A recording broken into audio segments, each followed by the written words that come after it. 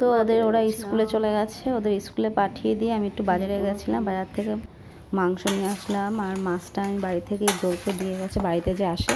আর একটু বাজার টাজার সবজি টবজি নিয়ে আসলাম। এখন আমি মশলাটা করে নিয়েছি, নুন, হলুদ, লবণ আর কাঁচা লঙ্কা, আদা, রসুন, পেঁয়াজ মিক্সিতে পেস্ট করে সেটাকে মাখিয়ে রাখলাম। আর একটু জিরে গুঁড়ো দিয়ে দেবো, তারপর আলুটা ভেজে। আর এদিকে কালকে ভোলা মাছ ছিল ফ্রিজে, সেটাও রান্না করব।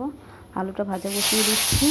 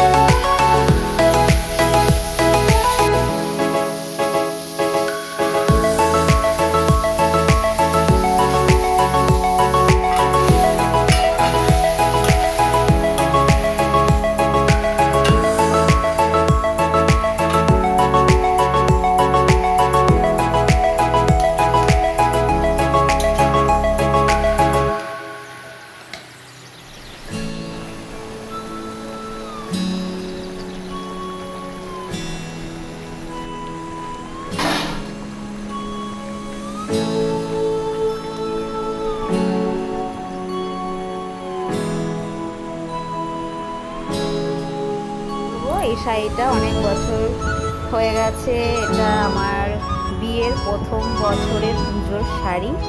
আর এটা কিনেছিলাম টাটা থেকে, টাটা বিষ্ণুপুর বাজার থেকে, বিষ্ণুপুরে বাজার থেকে। যাই হোক, তো আজকে এই অনেকদিন শাড়িগুলো পরা হয় না বলে ভাবছি, শাড়িগুলো তার পরাও হয় না, সেরকম কোথাও পরে যাওয়াও যায় না, অনেকটা পুরোনো হয়ে গেছে। তাই আজকে এটা পরবো, এই শাড়ি।